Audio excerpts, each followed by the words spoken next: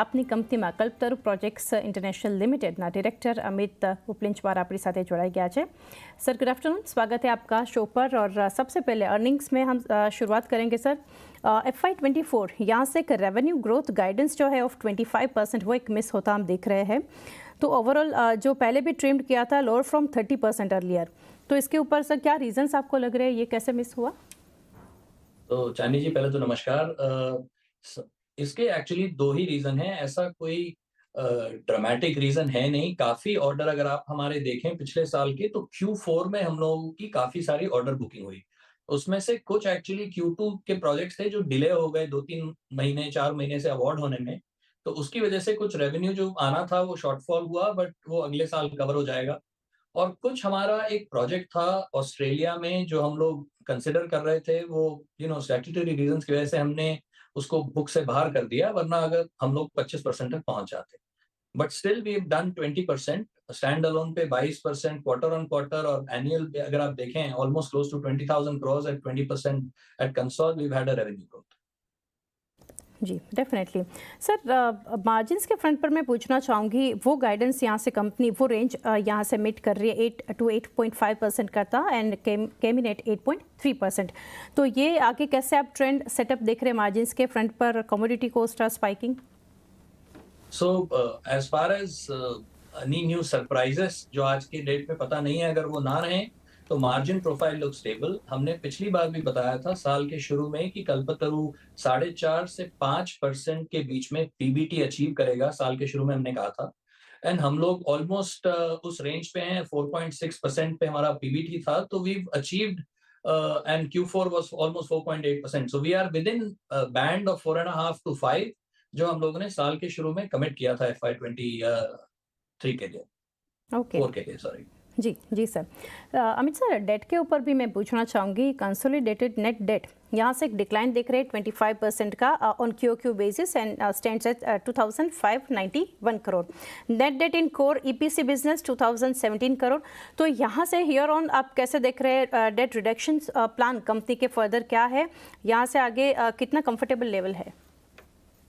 सो madam, कल्पतरु की अगर आप डेट की प्रोफाइलिंग देखें, सो बिटवीन FY23 से FY24 तक हमारा 20% का रेवेन्यू ग्रोथ हुआ, पर अगर आप हमारे नेट डेट के फिगर्स देखें तो मोर और लेस सेम ही है। 2573 था 2023 में, उसके सामने 2591 हुआ। So our debt has remained the same, जबकि हमारी 20% ग्रोथ हुई FY24 में। अगले साल के लिए हमारी कोशिश यही रहेगी कि जितना हो सके ये डेट प्रोपोर्शनेटली बढ़े ग्रोथ के, but I don't see any dramatic increase in debt. It will be in usual course of business. Okay sir, sense of revenue visibility यहाँ से कैसे रहेगी from order book and L1 position? So for FY25 क्या आप यहाँ से top line margin, PBT and bottom line guidance share करना चाहेंगे? तो मैडम, हम लोगों का इस वक्त 58,000 प्लस ऑर्डर बुक है, पिछले साल का closing order book, and 5,000 crore के करीब L1 ऑलरेडी हैं हम लोग। तो हम लोगों के पास ऑलमोस्ट 2.5 साल की विजिबिलिटी है रेवेन्यू पर्सपेक्टिव से। सो अगले साल का मुझे रेवेन्यू में ऐसा कोई चैलेंज नहीं दिखता है, because almost 20% growth we are trying to achieve for FY25 in revenue. But given the fact that we have a strong order book across all our sectors, I think it should be safe to say that we should be able to reach there at the end of the financial year.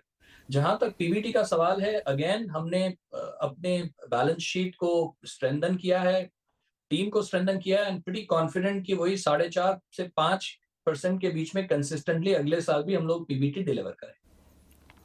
तो sir, order inflow का क्या target है यहाँ से आगे, और order book at the end आप कैसे देख रहे हैं?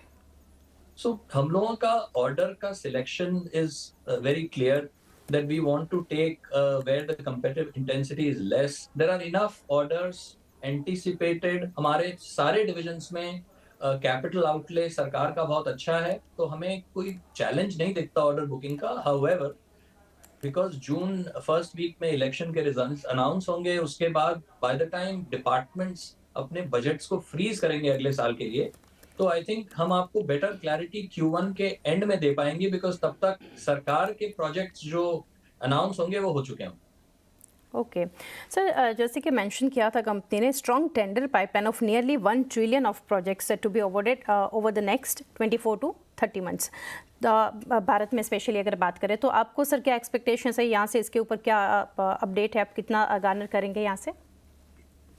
मतलब लाइक आई सेड, जून के एंड तक पाइपलाइन में कमी नहीं है। हर सेक्टर में huge amount of projects are in the pipeline. We just need to know the exact dates. और हमने पिछले साल 30,000 करोड़ का ऑर्डर इनफ्लो किया था। उसमें से कुछ थे जो Q2 वाले Q4 में आ गए, बट अगले साल का like I said June end तक we should have clarity as to where we will be in terms of order booking. But order booking itself I don't see as a challenge. जी, और Amit sir यहाँ से एक moderation हमें दिखा in Saudi capex, तो कुछ एक्सपेक्टेशंस यहाँ से टेम्पर होती है आपको दिख रही है for order wins from there?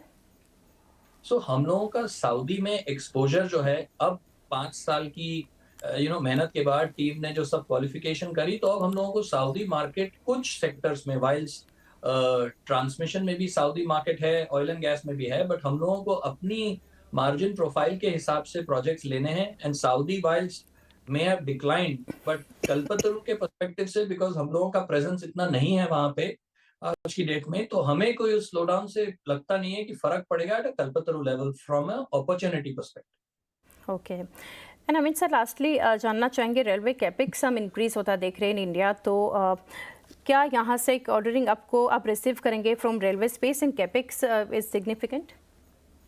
Ma'am, railway में capex is a very large outlay. We have to see the segments that we operate in railway, which is either electrification or track laying or composite works etc. उसमें competitive intensity बहुत ज्यादा है। हालांकि pipeline की कमी नहीं है, but काफी उस पाइपलाइन का जो एलोकेशन है वो rolling stock, all the other locos etcetera में जा रहा है, वंदे भारत ट्रेन्स में जा रहा है। तो from a EPC perspective in electrification we'll be cautious because the competitive intensity is very very high. जी अमित सर, काफ़ी डिटेल्स आपने हमारे साथ शेयर की। थैंक यू जुड़ने के लिए and best wishes for coming quarters. Thank you again. Thank you so much Janhvi ji.